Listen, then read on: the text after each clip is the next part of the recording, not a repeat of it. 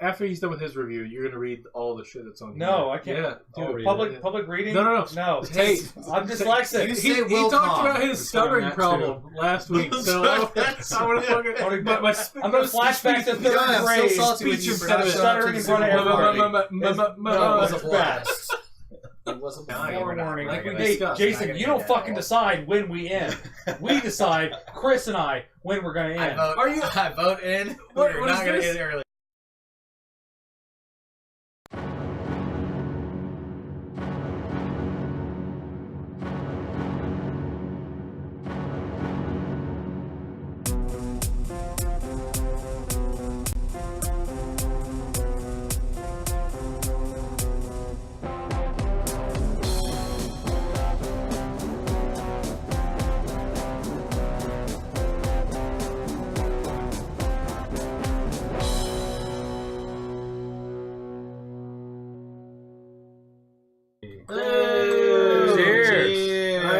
Glass still. What's up, Josh? It's right in front of you. I have a glass. I just never use this thing. Every week you guys are always toasting these glasses. I'm like, phenomenal weather this weekend. Oh, I thought you were going to say the Super Bowl. It's amazing that none of you have talked about that this evening, even though it just fucking happened. Dude, the Super Bowl was garbage. It was the best. Oh, you ready for another? Yeah, let's go for it. Welcome hates it. Oh. I smell a two coming. Have I turned into that person? I was like, you smell it next week I'll drink it.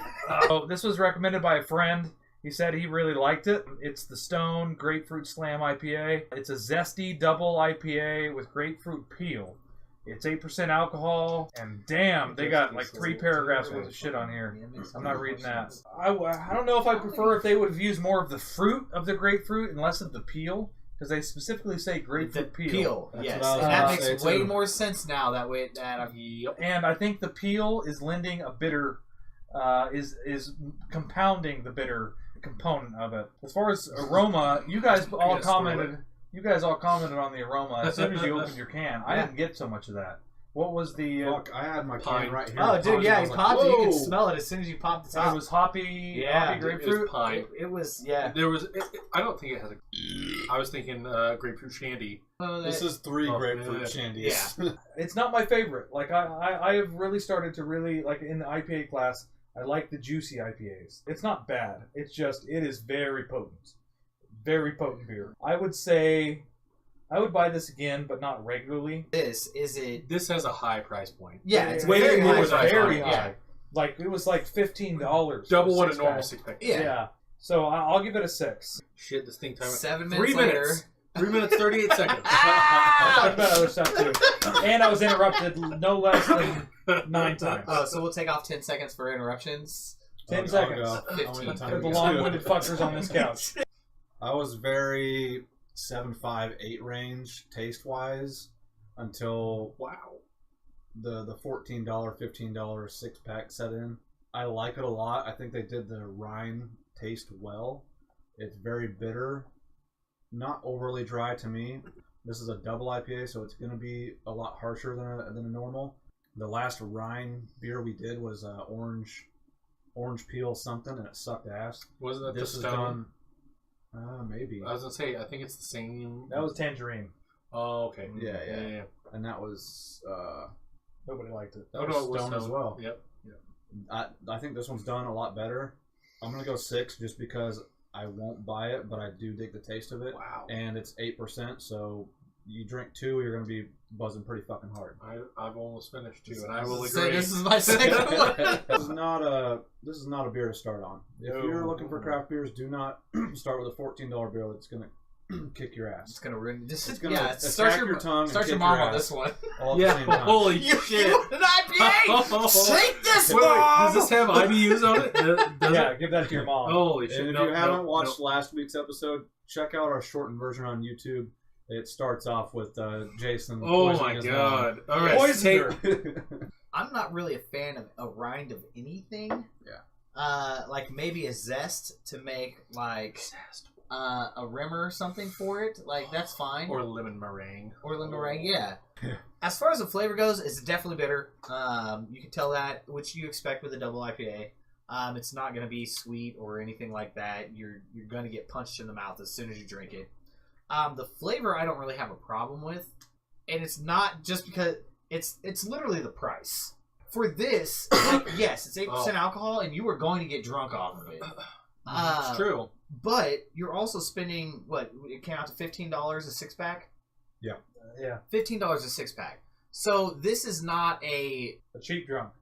It's not. It's not a cheap. Tank 7 is actually cheaper than this. Yes. And for a 6-pack. And it's an 8-9. I heard that too. Yeah, so like Tank 7, we'll put it in perspective, it's expensive too. It's expensive too, but it's cheaper than this. It's a 4-pack though. But it's a 4-pack, yes. No, it's a 6-pack. They come with 6-packs now. They started making 6-packs, yes. Instead of it being $11 for a 4-pack, it's now like $14 for a 6-pack. I thought So totally different drink. Totally different. Yes. So I'm not trying to compare them at all, just so that if you let's go. Wrap it up. Come on. But I would Fuck probably this is quicker than yours. I would probably give this a 5. Because a year ago I would have hated this shit. Kimberly, he already did give a shout out to Josh. So, you said a year and a half ago. Multiple it has Josh been a year and a half. shout outs. You have a way different flavor profile. I fucking hate this. It's On two that, bitters I'm gonna on go top pee. of each other. It is that rind and it is that hops, and it just it makes that end note so dry. Like I can feel my tongue just like. If this had some sweetness to it, just a little bit of sweetness, I think it would make this 1,000 times better. This misses that mark for me. I compared it a moment ago to the grapefruit shandy. That has a ton of grapefruit flavor. I don't get grapefruit flavor from this. The only thing I get is it's a rind flavor. What would make you think, hey, you know what's not bitter enough? A double IPA. True. I have to agree that I feel like the grapefruit peel over the fruit of the grapefruit was maybe not a great decision. Yeah. I would never buy this beer. I would never seek it out. I would actually turn this down. If somebody offered this to me, I'd be like, "Oh, you have a Bud Light? I'll fucking take that Bud Light any day." Oh shit! You wouldn't. Any fucking day. No, you wouldn't. Blasphemy. Any fucking day. This one's a 4 for me. This is a 4 for He me. poured it. I like it. It isn't overly dry. It's not overly bitter like the last one, but to me, it's still a filling drink. I don't know if it's because I ate before cast tonight for once, but to me it's almost like a sipping beer instead of like a let's down it quick type beer to where it's just drink after drink. Or maybe it's because I don't feel like it's drying my mouth out to where I need to keep drinking it. I'm not sure. It's not bad. It's kind of I don't know if I get caramely or just like a tropical flavor or honey. I'm not sure. Like I can't pinpoint what it is, but it tastes good, and Just tropical fruit. tropical fruit. Wow. And then I'm way off. You said You tropical. said tropical. You said tropical. I don't get the fruit component of it per Did you se. get tropical? I don't get tropical. He said tropical. It doesn't taste bad though. It doesn't taste too IPA-ish either to me. Like it's got the bitter notes. They're there, but my mouth isn't off-put by it at all for an IPA. Like You love IPAs now. You fucking they've traitor. grown on me, dude. I'll bring It you one, says Curtis. sours and stouts. I'll bring in you the one. intro. Fuck you. I Curtis, still prefer them. You can have 2 of the Stone Grapefruit Slam IPAs.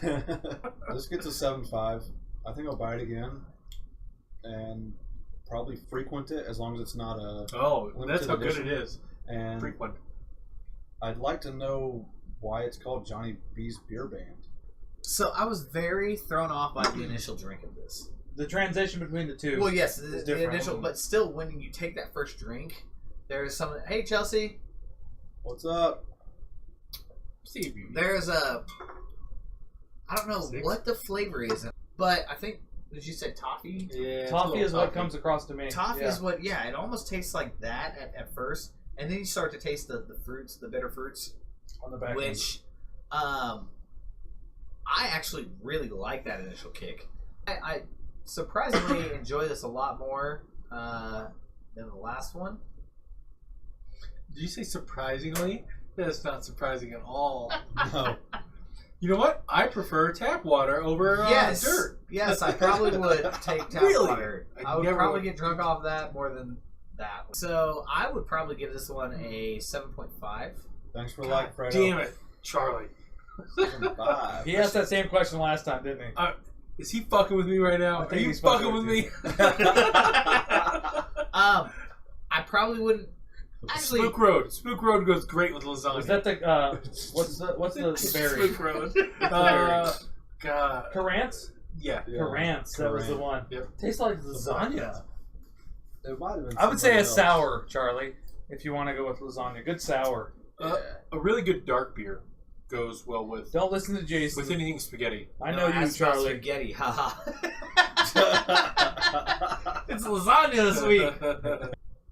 Also make me Get it, Jason. What happened at V6? This tastes like what you. If somebody said, "I had an IPA," this is exactly the flavor that I expect. There's nothing surprising about it. There's nothing outstanding about it. This is dark. Totally middle of the road IPA to me. It's not overly sweet. It's not overly dry. It's not overly hoppy. It's not overly bitter. It's none of the characteristics that most IPAs have or try to pursue. It's not juicy. It's not any of those things. This is average all the way across the board, which isn't bad. I mean, it doesn't fail at any note. So I do have to say, if I was going to buy an IPA, if I was going to introduce my mom to an IPA, this is an IPA. Here's an IPA. It wouldn't be this. It wouldn't be this fucking guy. It'd be this fucking guy. But on that note, I would bet you that this thing is well above 50 IBUs. I mean, it's kind of bitter. It is kind of bitter. It doesn't have it on there. Look. But it's not bad. It is everything that you'd expect from an IPA. So with that in mind, I wouldn't buy an IPA. That's what's so hard about this. It's not that it's a bad beer. I would just never buy an IPA, which makes this a 6 automatically for me. It's an IPA. I mean, this is a solid IPA. Charles, if you're serious, it stands for Indian Pale Ale. He's not serious. So I drink a lot of IPA. Yes. I don't like the bitter bomb IPAs. I like the IPAs that are juicy. And that's something that you'll see now in the labeling. They'll specifically put juicy on the label, and that typically tells you that it has a little bit more of that citrus. The Space Camper. The Space Camper. Yep. It's literally got it on the label. It's a little bit sweeter. It's not quite so bitter, but it's got all those good hop aromas. It's more hop aroma than hop bitterness. And it still has that ABV punch, so it's got a high alcohol content. This one, the color-wise, is actually kind of surprising. Most IPAs don't have this kind of It's a little darker more clear. color. It's a little more yellow. But I don't know if this doesn't have to do with the tropical note. So it's a little cloudy. It's a little dark. I get some of the fruit notes, but they're on the back end. Toffee is one of the flavors that I do get. Honey, Yes. toffee. I don't get honey. I get a little bit of honey. This is different than a lot of IPAs. This is unique. Not initial flavor is very unique. The first 5 drinks I had of this were not pleasant. First 5 drinks. But it was a transition from the other. Oh one yeah, that from we that had. one, yes, definitely. But I love IPAs. This is not my favorite type of IPA. So I'm gonna go 6 for 6 tonight. 6 and 6.